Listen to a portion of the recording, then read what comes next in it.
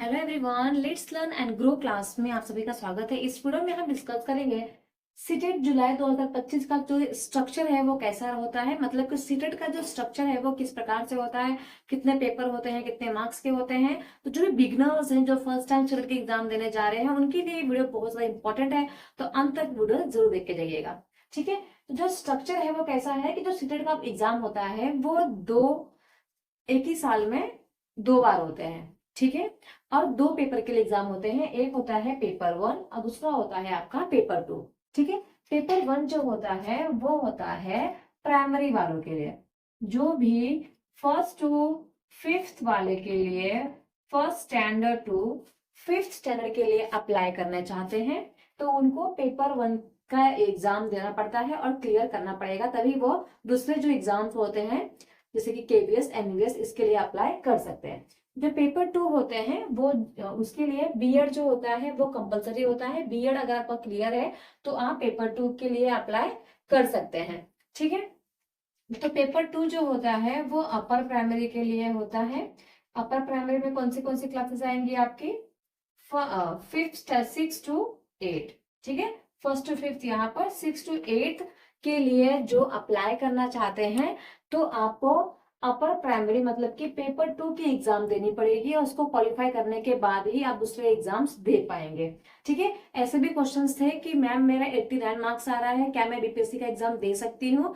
तो अगर आप सीटेड के अकॉर्डिंग, सीटेड का जो क्राइटेरिया है कि जनरल जो होते हैं उनके लिए 90 मार्क्स और जो SC ST OBC होते हैं उनके लिए 82 मार्क्स, अगर उसके अकॉर्डिंग आपके मार्क्स आए हैं, आप पास हैं, तो ही आप दूसरे एग्जाम के लिए अप्लाई कर सकते हैं। अगर आप फेल हैं भले ही 1 मार्क्स के लिए, तो आप अप्लाई नहीं कर सकते हैं, ठीक है। तो बीपीएससी के लिए भी आपका सीटेड क्लियर होना जरूरी है। आप जनरल से आते हैं तो आपका 90 मार्क्स होना चाहिए, तभी आप बीपीएससी एग्जाम दे पाएंगे, ठीक है। ये हो गया प्राइमरी और अपर प्राइमरी। दोनों का जो आवर्स होते हैं ना, सेम होता है। ये भी 2.5 घंटे का होता है एग्जाम और ये भी 2.5 घंटे का आपका एग्जाम होते हैं। इस 2.5 घंटे के एग्जाम में टोटल आपको कितने क्वेश्चंस होते हैं?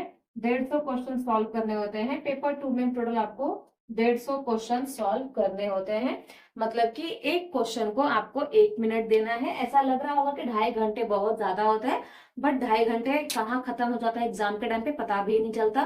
पेपर बहुत ज्यादा लेंदी आता है, जिसके वजह से टाइम कंज्यूमिंग होता है पेपर, तो टाइम बहुत कम पड़ जाता है, भले ही यहाँ पे 2.5 घंटा ज्यादा लग रहा होगा, ठीक है। इसके बाद इसमें कोई भी नेगेटिव मार्किंग नहीं होती है, ठीक है। नेगेटिव मार्किंग बिल्कुल भी नहीं होती है और इसमें भी नेगेटिव मार्किंग नहीं होती है। मतलब अगर किसी क्वेश्चन का आंसर आपको नहीं आ रहा है तो आप तुक्का लगाकर आ सकते हैं। ABCD जो भी मन करे आप उसको फिल करके आ सकते हैं, है ना। छोड़ के आने की जरूरत नहीं है क्योंकि नेगेटिव मार्क नहीं मिलता है। गलत टिक लगाने पर भी मार्क्स कट नहीं होते हैं। सही अगर आप सिलेक्ट करते हैं आंसर तो आपको हर एक क्वेश्चन का 1-1 मार्क्स मिलेगा, ठीक है। 150 क्वेश्चन के लिए 150 मार्क्स भी होते हैं, ठीक है। तो इसमें कोई भी नेगेटिव मार्किंग नहीं होती है।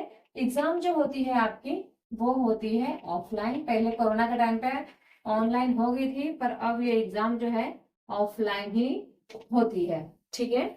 ऑफलाइन में आपको OMR शीट दी जाती है और उसको फिल करना होता है। पेपर 1 जो होता है उसको 5 भागों में बांटा गया है। कितने सेक्शंस होते हैं पेपर 1 में? टोटल 5 सेक्शंस होते हैं। कितने सेक्शन होते हैं? 5 सेक्शन होते हैं। पेपर 2 में टोटल 4 सेक्शन होते हैं, ठीक है। तो जो 1 है वो रहेगा आपका CDP, सेकेंड जो होता है वो होता है आपका लैंग्वेज 1, थर्ड जो होगा वो रहेगा आपका लैंग्वेज 2, फोर्थ वन जो रहेगा वो रहेगा आपका मैथमेटिक्स और फिफ्थ वन जो रहेगा वो रहेगा आपका EVS, इन्वायरमेंटल स्टडीज।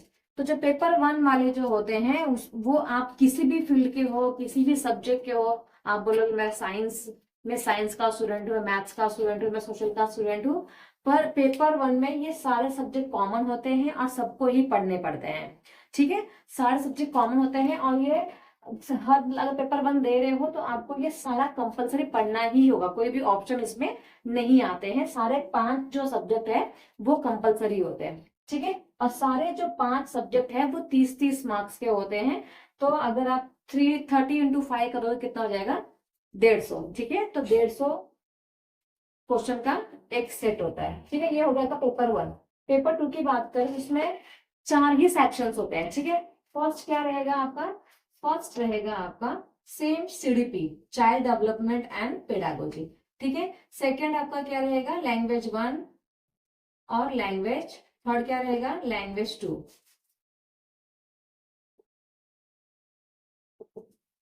और फोर्थ क्या रहता है आपका, जो मेन सब्जेक्ट है आपका वो।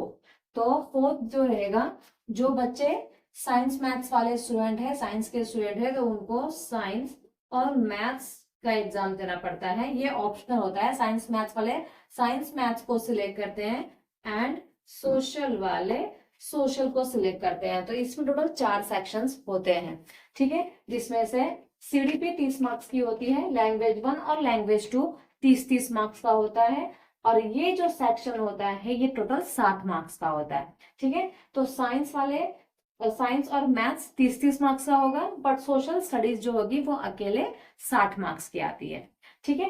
तो ये हो गया आपका पूरा स्ट्रक्चर की किस प्रकार से जो एग्जाम है वो आपका होता है, ठीक है। इसके बाद अगर हम इसके टाइम की बात कर ले, तो पेपर 1 जो होता है वो होता है 2:30 बजे से लेकर 5 बजे तक। कितने बजे से लेकर, 2:30 बजे से लेकर 5 बजे तक ये एग्जाम होती है। और वही अगर हम पेपर 2 की बात करें, तो पेपर 2 की जो एग्जाम होती है वो होती है 9:30 टू 12, 9:30 से लेकर 12, ठीक है।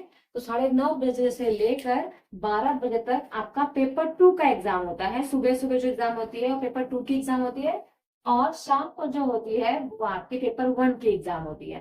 तो ये पूरा आपका सीटेट का स्ट्रक्चर है। इस प्रकार से ही आपको अपने सीटेट की जो प्रिपरेशन है उसको स्टार्ट कर देना है, कि किस प्रकार से आपको टाइम मैनेजमेंट करना है, क्योंकि एग्जाम में बहुत सारी प्रॉब्लम्स आ रही है, बहुत सारे चेंजेस क्वेश्चन पेपर में देखने को आ रहे हैं।